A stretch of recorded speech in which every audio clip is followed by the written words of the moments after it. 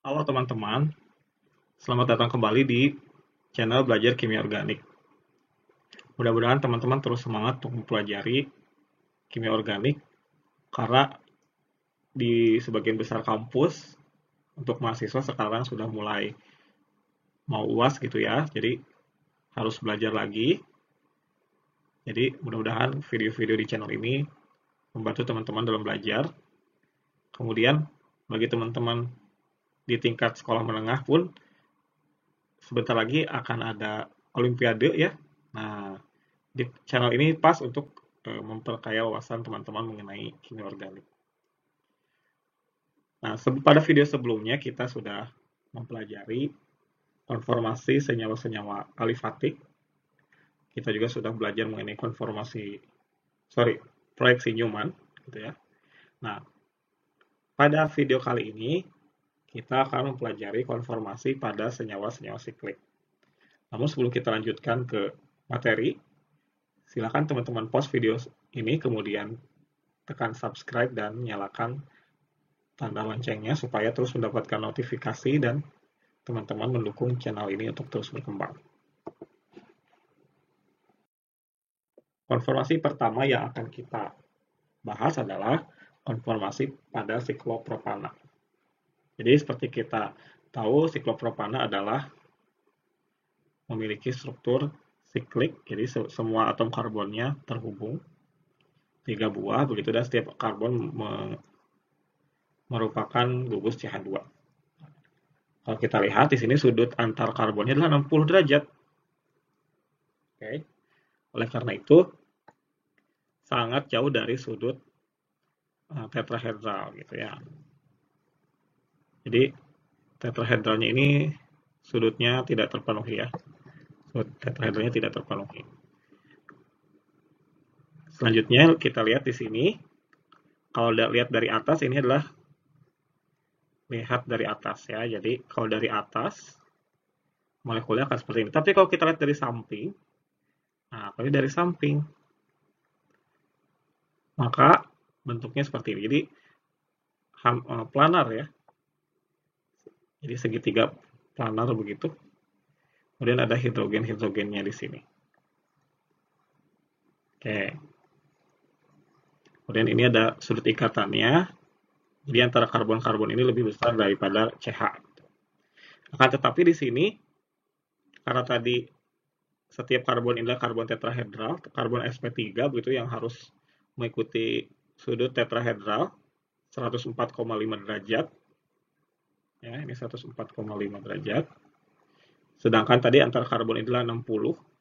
Ini adalah 60 derajat. Nah, akibatnya adalah ini apa, sudut antara H-nya ini menjadi besar 115 derajat gitu. Karena sudut karbon-karbonnya ini mengecil. Padahal kalau kita lihat CH4 itu kan seragam, rata semuanya adalah 104,5. Begitu ya. Ini adalah proyeksi Newman-nya. Jadi teman-teman ingat lagi proyeksi Newman. Jadi yang kita lihat adalah karbon nomor 1 dan 2 di sini.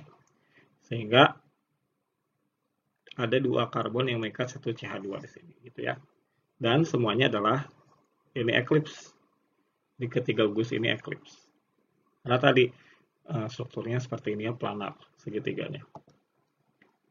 Oke, tapi sudutnya tidak mengikuti tetrahedral. Oke, akibat tadi sudutnya antar karbonnya itu adalah 60 derajat, sangat kecil. Bagaimana kalau kita lihat siklobutana? Siklobutana kalau kita lihat dari atas bentuknya adalah persegi. 90 ya. Gitu. Nah, kita ingat lagi tadi tetrahedral sudutnya berapa, teman-teman? 104,5. Nah, karena itu 90 ini kan sangat rigid sudutnya ya, kaku. Nah, karena sifat dari ikatan juga dapat berotasi, kemudian karena ada energi juga dia bisa bervibrasi, maka sudut 90 derajat ini akan menyesuaikan diri sehingga memiliki tensi yang sangat rendah yaitu 88 derajat. Jadi ini sudah maksimal, gitu. Tidak 90 derajat. Akibatnya bentuk siklobutana kalau dilihat dari samping adalah seperti ini. Jadi tidak planar seperti siklopropana. Jadi ada tekukan, itu sekarang tadi berusaha untuk mendekati 104,5. Yang mana yang hidrogennya? Jadi ini berusaha untuk mendekati sudut tetrahedra. Selanjutnya di sini kita lihat siklopentana. Kalau kita lihat siklopentana seperti di buku ya, digambarkan dengan segi 5. Nah, tapi teman-teman bisa hitung juga berapa sudut ini ya. Oke, sudut dari segi 5-nya ini berapa? Teman-teman bisa cek. Kemudian karena supaya tadi mendekati sudut tetrahedral, maka yang dilakukan adalah oleh ikatan-ikatan itu adalah membentuk konformasi seperti ini. Jadi ada tekukan juga. Ini disebutnya adalah konformasi amplop. Nah, kalau dibaca di buku ada beberapa konformasi dari siklopentana, silakan dicek lagi gitu ya. Tapi yang jelas adalah konformasi amplop ini adalah yang paling stabil. Itu sehingga setiap sudut ikatan di sini hampir mendekati 104,5. Gitu. Nah, kemudian kita lihat adalah sikloheksana. Jadi sikloheksana ini merupakan struktur siklik dari senyawa-senyawa yang paling banyak ditemukan gitu ya. Segi 6. Mengapa demikian? Karena ini walaupun setiap sudutnya ini 120 derajat, kalau kita lihat kan segi 6 120 derajat. Gitu ya, ini 120 derajat. Nah, ini kan lebih dari sudut tetrahedral. Akan membentuk tekukan seperti ini. Jadi kalau dilihat dari samping, molekulnya itu tidak segi 6 datar begitu ya, seperti paving block begitu. Tapi dia justru akan menekuk seperti ini. Ini adalah namanya konformasi kursi. Konformasi kursi. Jadi kalau kita lihat ini misalnya senderannya, mungkin ini lebih jelas, ini senderannya. Ini kaki-kakinya begitu ya. Nah, ini bentuk konformasi kursi sehingga sudutnya mendekati 104,5 derajat begitu. Oke, sampai sini ada yang ingin ditanyakan? Silakan teman-teman tuliskan di kolom komentar jika ada pertanyaan ataupun misalnya ada materi-materi yang ingin ditambahkan. Oke. Jadi kalau bisa kita lihat dengan konformasi Newman, gitu ya, proyeksi Newman, maaf, konformasi kursi dari sikloheksana ini akan tampak seperti ini. Jadi ini adalah proyeksi Newman-nya ya. Proyeksi Newman. Yang ini, yang A, yang B adalah konformasi kursinya. Jadi seperti ini. Jadi semuanya berada pada posisi yang tidak eclipse gitu ya. Ini staggered kalau tadi ya, karena gugus besarnya bersebelahan gitu. Akan tetapi ini menjadikan konformasi kursi ini adalah paling stabil dibanding yang lain gitu. Oke. Nah, kalau ada rotasi ikatan seperti yang dilakukan tadi, maka ada kesempatan setiap hidrogennya ini pada proyeksi Newman yang bawah ini itu berhimpit. Nah, ini kan sangat tidak stabil. Kalau kita lihat di konformasi perahunya, yang ini ya, maka ada dua atom pada posisi 1 dan 4 yang membentuk repulsion atau tolak menolak gitu. Nah, ini yang menyebabkan konformasi perahu ini tidak stabil. Gitu. Jadi masih berkaitan ya struktur ini dengan kestabilan. Karena itu konformasi yang paling disukai adalah konformasi kursi. Nah, ini kita lihat diagram energi untuk konformasi kursi pada sikloheksana. Jadi ada berapa nih? Ada 4 ya. Ada kursi, setengah kursi, kemudian ada perahu terpilin gitu, twist boat, ada perahu dan seterusnya. Jadi kursi ini yang paling rendah, sedangkan yang half chair ini yang paling tinggi. Gitu. Karena sangat tidak hampir planar ini ya.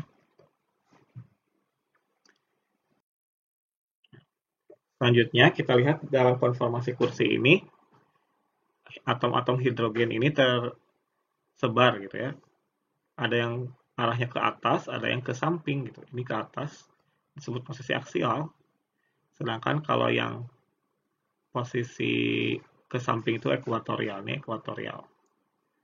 Nah, ini ekuatorial ya. Kalau kita lihat di sini, kita bisa, karena tadi ada rotasi ikatan, maka akan terjadi perubahan kursi yang sebelah kiri ini ya. Ini kakinya yang sebelah kiri menjadi yang kakinya di kanan. Itu disebutnya adalah flip. Ini flip. Sehingga apa yang terjadi? Posisi aksial yang mengarah ke atas ini akan menjadi posisi ekuatorial yang mengarah ke atas. Jadi tetap arahnya ke atas, tapi tadinya aksial menjadi ekuatorial. Atau dilihat di gambar yang bawah di sini posisi aksial ke atas, dari ekuatorial ke atas. Begitu pula yang sebelahnya. Ini ekuatorial ke bawah menjadi aksial ke bawah. Aksial ke bawah menjadi ekuatorial ke bawah. Itu ya. Jadi ada yang tadinya aksial itu ya, dia tegak lurus bidang menjadi searah bidang. Jadi ini perlu diperhatikan. Oke, teman-teman silakan berlatih untuk menggambarkan sikloheksana, konformasi kursi sikloheksana, karena ini akan sering digunakan. Oke.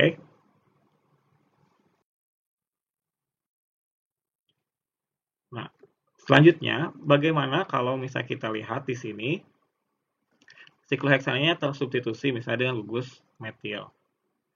Maka, seperti tadi kita bisa lakukan flip, sehingga yang tadinya misal CH3-nya pada posisi aksial ke arah atas menjadi ekuatorial ke arah atas. Nah, di sini kita lihat bahwa pada saat posisi aksial, metilnya posisi aksial itu kurang stabil dibandingkan yang posisi metilnya ekuatorial, walaupun sama-sama ke atas. Mengapa demikian? Karena di sini kita lihat gugus CH3 ini akan mengalami tolakan dengan atom H pada posisi 3 dan 5. Ini adalah namanya interaksi 1,3 di aksial. 1,3 di aksial. Karena posisi 1 ini ya, posisi 1 dan 3 pada posisi aksial itu berinteraksi gitu ya. Sama 1, 2, 3. Ini juga adalah 1,3 di aksial, walaupun 1 dan 5 begitu ya. Jadi tetap kita sebutnya 1,3 di aksial bukan 1,5 di aksial. Sedangkan pada saat kita flip, posisi metil tadi yang aksial ke atas itu akan menjadi ekuatorial ke atas, sehingga interaksi 1,3 di aksialnya itu tidak ada. Nah, ini kan 1,3-nya minimal. Gimana teman-teman? Ada yang ingin ditanyakan? Silahkan dituliskan di kolom komentar. Oke. Nah, sekarang kita punya salah satu senyawa berkerangka segi 6, sikloheksana, yang banyak di alam itu adalah gula, monosakarida ya. Di sini kita punya glukosa dan galaktosa. Nah, glukosa ini adalah senyawa yang terdapat di alam. Nah, coba teman-teman hubungkan dengan kestabilan struktur sikloheksana tadi. Mengapa glukosa itu monosakarida yang paling banyak terdapat di alam? Nah, itu juga ada kehubungannya dengan kestabilan struktur konformasi kursinya. Silakan tulis di kolom komentar. Baik, itulah penjelasan untuk konformasi dari senyawa siklik. Semoga bermanfaat. Saya yakin teman-teman belum jelas, belum merasa puas dengan penjelasan saya di video ini, karena berkaitan dengan struktur 3 dimensi dan cukup rumit membayangkan molekulnya, saya yakin. Sehingga saya ingin teman-teman menuliskan pertanyaan di kolom komentar sejelas-jelasnya, sehingga kita berdiskusi dan terus membangun channel ini sehingga lebih bermanfaat untuk teman-teman yang belajar kimia organik di kemudian hari. Demikian video kali ini, sampai jumpa di video berikutnya.